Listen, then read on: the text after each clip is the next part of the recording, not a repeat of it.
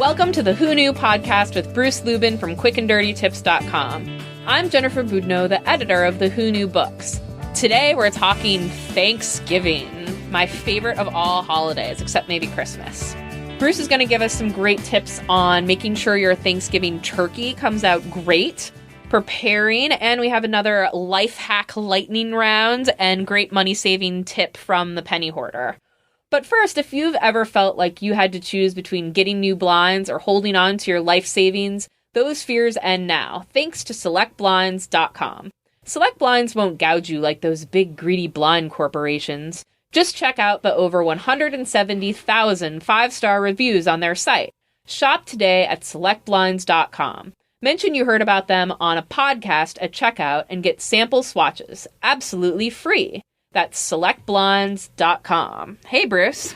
Happy Thanksgiving, Jen. Thank you. Happy Thanksgiving to you. I love Thanksgiving. I do, too. I think everyone does. Everyone does, yeah. It's one of those nice holidays that everyone just gathers together and... Right. And everyone's included. No one's excluded. Yeah, exactly. Thing. You don't have to worry about saying happy holidays or whatever because you can pretty much assume they're going to go eat whatever they're doing and there's football. And you get to eat too much. Yeah, that means nothing to me. Well, yeah, but these are all good things. Part of my family is a football family and part is not. So when I go to my football family for the holiday, that's always a shock for me that after you eat, it's time to sit and watch football. Whereas the other half of my family is more of like we want to talk about what we read in The Economist and Harper's. You know what's great other than football is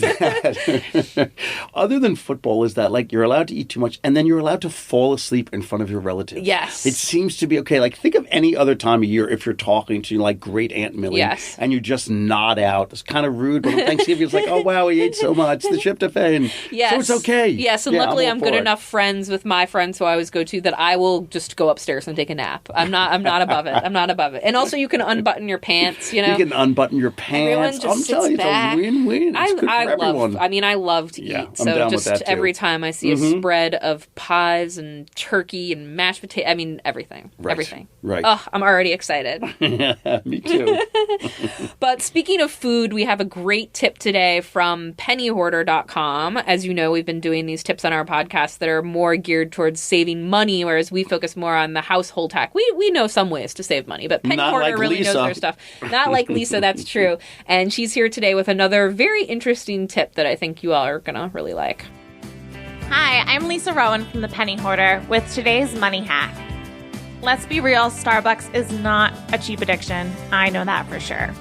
One way you could save money at Starbucks is by upsizing your cup without paying for the bigger size. When ordering drip coffee, simply ask for a tall drip in a grande cup. This gives you extra room to add milk while still only paying for the tall size. Another bonus tip from this Starbucks hack is that the extra space also keeps you from spilling your coffee as you walk or drive. And that is crucial if you're heading to work. If you're an iced coffee lover, you can also ask for light ice, because usually your cup is so full of ice that you don't get as much coffee as you'd like. Although this won't save you money, you'll definitely get more bang for your buck in terms of more caffeine and less water. And really, don't we all need more caffeine? For more money hacks, visit thepennyhoarder.com. Wow, that was a good one. I wish I had known that before my Starbucks rung today. I know, right? Before we go on, I wanted to tell you a bit more about our sponsor, the lovely SelectBlinds.com. You don't have to choose between saving money and updating your window treatments anymore. SelectBlinds.com has got you covered, pun intended. And their loyal customers seem to agree. Just check out the more than 170,000 five-star reviews on their site. At SelectBlinds.com, you can choose from a selection of high-quality custom blinds, shades, and drapes. It's the simple and smart way to get blinds. Select Blinds makes it easy to do it yourself without going it alone. Measure, choose, and install your own new window coverings with the support of their online specialists. If you can hang a picture, you can hang your own blinds. They've served over 1 million happy customers. Why not be one of them? Shop today at SelectBlinds.com. Mention you heard about them on a podcast at checkout and get sample swatches of the room-darkening blinds or shades of your choice. Absolutely free. That's SelectBlinds.com. Have I mentioned lately how much I love SelectBlinds.com? They're the best. They're really good, honestly, for sponsoring our podcast, which is a new podcast, which is why we're asking everyone if they love our podcast to go write us a little review or give us some stars Just on a little iTunes. love is all we want. Wherever you find it. Because it really does help us find an audience. So we're always asking people to do that if they don't mind and if they like us. So what have you got today for us for Thanksgiving tips? We have tons of Thanksgiving tips, as you know. Yeah. But so do you hold Thanksgiving at your house usually? We do. We rotate with Jeannie's family and my family. Ooh. And so how do you prepare for Thanksgiving when it is your turn? I prepare to exchange gunfire with my extended family. No, how do I prepare? First, make sure your gun is locked away if you're in that part of the country. Exactly right. There's plenty of things to do to prepare, but the thing is, what you want to do is prepare things that are going to make the day easier and then the cleanup easier. Okay. Right? Mm-hmm. So one of my very, very favorite tips is, you take out your big fancy tablecloth for Thanksgiving. What you want to do a day or two beforehand is spray it with spray starch.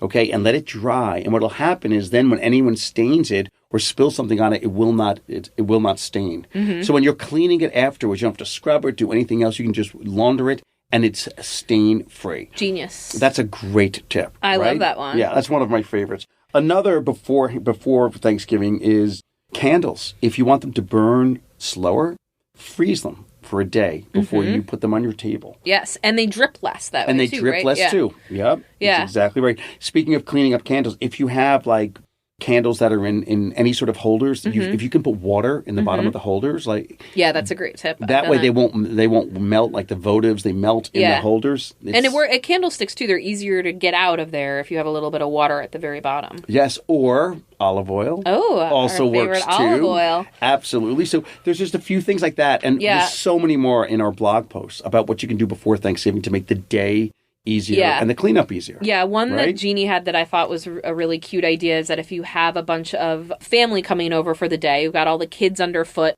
to send them out in the yard to get the last of the fall leaves, tell them to get the red and the yellow leaves, and then as long as they're not too dirty, you can kind of dust them off and then basically use them as a table runner. So if you have a centerpiece, put them around the centerpiece or just kind of lay them down the middle of the table and it makes a nice little table decoration. It gets the kids out from underfoot, makes them feel involved in the celebration. So that's fun. Yeah, no, that's great. I really like that one. So the big thing for Thanksgiving, like I need to tell anyone, is the turkey. That would be so the turkey. So I assume that you have some turkey tips for us today. Plenty of turkey tips. What's your best one? My favorite turkey tip is to, when you're cooking it, for the first hour, cook it upside down. So it's breast side down, legs up, and the juices will flow more to the meat that you're going to eat, believe it or not. So for the first hour, turn it upside down and then turn it around and cook it the normal way after that.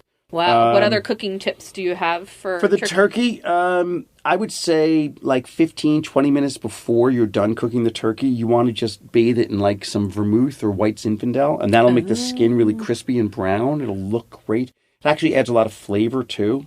So that's the thing. When you place the turkey on the table, regardless of how juicy and delicious it is, it better be brown on the outside and look good. So that's absolutely, or else we turn the table over. Yeah, right. That's a bar fight before. That's a good tip if you take your turkey out of the oven and it's not quite as beautiful as you would like it. Just throw some of that vermouth or what was it? White Zinfandel. Okay, right on the. On the Put it back in for a few minutes and off you go. So those are two great tips for turkeys, and there's plenty more in our blog you guys have a lot of, if you Google Who Knew Tips Thanksgiving, you should be able to find our post on Quick and Dirty Tips about Thanksgiving tips. One that kind of changed my life is about mashed potatoes. Oh, yes. Which is that my mother, though she is really good at a lot of things, cooking is not one of them. She'll be the first one to tell you. And so her mashed potatoes are always a little bit gooey, and I found out from you and Jeannie that that's because of the way that she mashes them. Exactly. So if you find that your mashed potato, and some people like them that way, so I don't, if that's how you like it, then go for it. But if they're a little more gluey than you'd like, it might be from the way that you're mashing them, and it has something to do with the walls of the starches, breaking down or whatever. So what you want to do is use a masher and go directly down. Try not to stir around in circles, and don't use a emulsion blender or hand mixer or anything. You really want to use a potato masher or even a fork if you have it. Go straight down and then stir, and that'll make sure that they're smooth but not gluey. Oh, that's a great tip.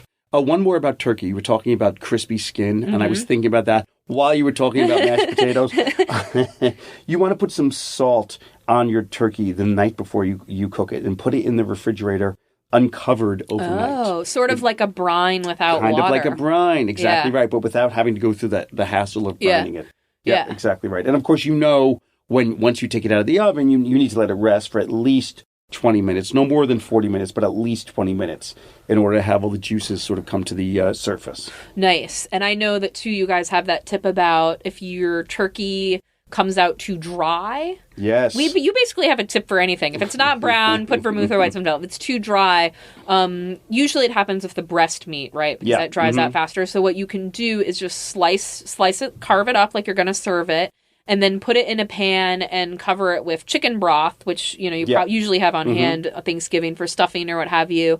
And then just stick it back in the oven, let it, simmer in there a little bit, and it'll absorb some of those juices. And trust me, no one knows the difference between chicken broth and turkey. Oh, you yeah, can't taste the difference. And it's only I would do it at 350 for about 10 minutes, and you're done. Yeah. Yeah, it's great. Yeah, it's real helpful. Can we talk about baking tips?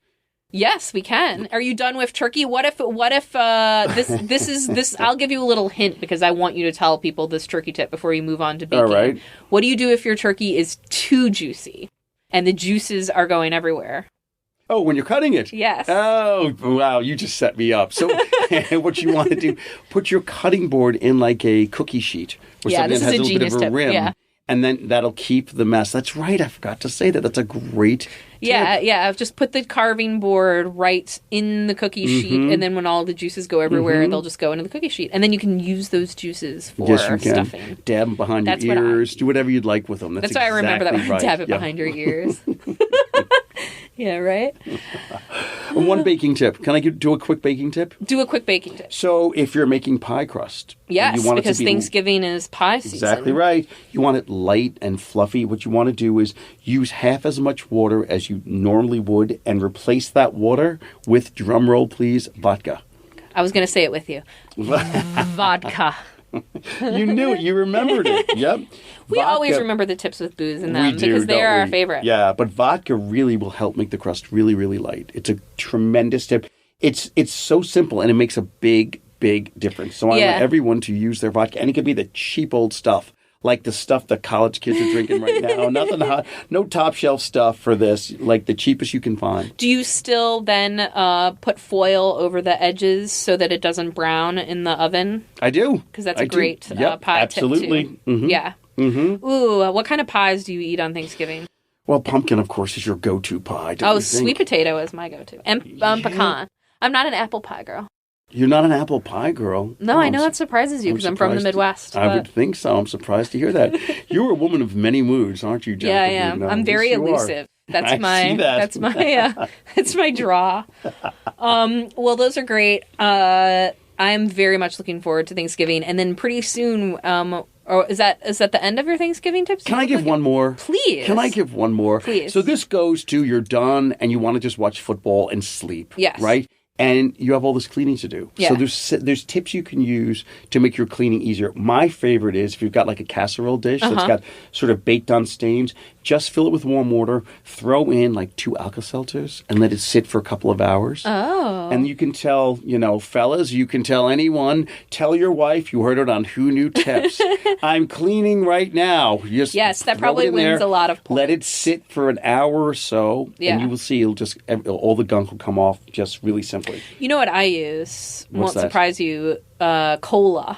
Oh, yeah. Because I am a big cola drinker. So if you end up with flat cola, you can use cola in your pots and pans too. That's and especially good for cast iron because it'll get all the rust out. It sure does. It sure does. So that's what I do too.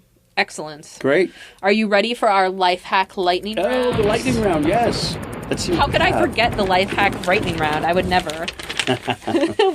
So for those who aren't familiar with the life hack lightning round, which I know there's very few because most people, it's just like everyone watches this pod. Like It's really hard at this point to walk down the streets of Manhattan because I'm getting stopped so often. I don't know how they know my face. But they're like, who knew podcasts? Yeah. Everything, like the presidential debate. Everyone stops and watches collectively. It's like podcast. I know. That's how we are. We're an American institution, and we're only like how many episodes in? Not that many. So Thank you for your service, Jay. I do it for the tips. So for the life hack lightning round, Jeannie gives us a household object, and then we try to come up with as many tips as we can involving that object. So what is today's object? Well, she puts it in an envelope and she seals it, and I trot into our studio. Do you look beforehand? I never do. You just heard me open it. I know you don't because you rarely win. I would never look. I would never because I rarely win. Yeah, if I was going to cheat, I would win. Today, the object is a toothbrush. Ooh, very interesting. Interesting, isn't it?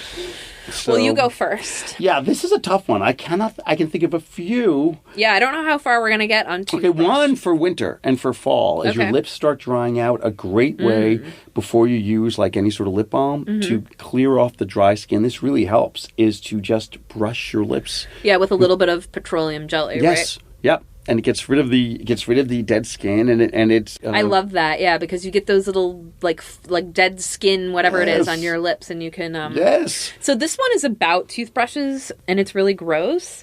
You should not cover your toothbrush. A lot of people have a toothbrush cover for whatever reason, and every time they brush their teeth, then they cover their toothbrush. But that's actually just helping bacteria build up on your toothbrush because it keeps it all in a enclosed location. Right. So what you should really do is just keep your toothbrush out in the open, like in your medicine cabinet, as far away as possible from your toilet. I'm going to say that because what people don't realize is when they flush their toilet, all of the germs go spray into the air and all over your bathroom. Yep. So you don't want to keep your toothbrush out in the open, but you also don't want to keep it enclosed because that's just a breeding ground for bacteria. You want it to be able to dry. So think carefully about where you're storing your toothbrush, everyone. I suggest the medicine cabinet. I agree. What else do you have on toothbrushes that's perhaps not as gross? I don't have something as disgusting as that. I have a good tip though. If you're cooking corn, either corn on the cob, if you're boiling corn, you want to get rid of the corn silk. Yes. The easiest way, once you peel the corn, is to use an old toothbrush just to get rid of the corn. Just brush the corn and the silk will come off in like a second. Excellent. So it's really simple. I have another bathroom tip for the toothbrush. Is this as disgusting as your last tip, do you think? No, it is not. Okay. Although I use the used toothbrush, clean it thoroughly because I guess it is kind of gross if you don't clean it first. Mm-hmm. But if you have a clean toothbrush, it's really good for your hair to keep little flyaways. If you don't know about this because you're a dude, but if you're a woman, every time you do your hair, you look in the mirror and then there's all this hair on the top of your head that's just like flying everywhere and you don't know how to get it back into your regular hair when it's doing. So toothbrush is the best thing I have found. You spray hairspray on the toothbrush and then you run. I did it right before I came. Can you tell? I don't see any flyaway hair at all. Because I use the toothbrush. So the toothbrush, what it does is basically fold the hair back into your hairline. So you run the toothbrush over your hair as if you're, kind of brushing your hair with a toothbrush, but it has hairspray on it, and then it gets all the little hairs where they should be, and it works better than just hairspray alone. That's one of the tips that Jeannie wrote that I've never paid attention to, but now I'm looking at your hair. That's one of the tips that Jeannie wrote that I use like practically every single day. Wow, well, that and using conditioner to shave are like my everything. everything. Oh boy, does it work? Because there's no flyaway hair at all, and I'm looking closely now. Yeah, you know how to compliment the ladies. That's how you do it. Not a single flyaway. Also, one time a guy told me that he thought my gray hair was highlights.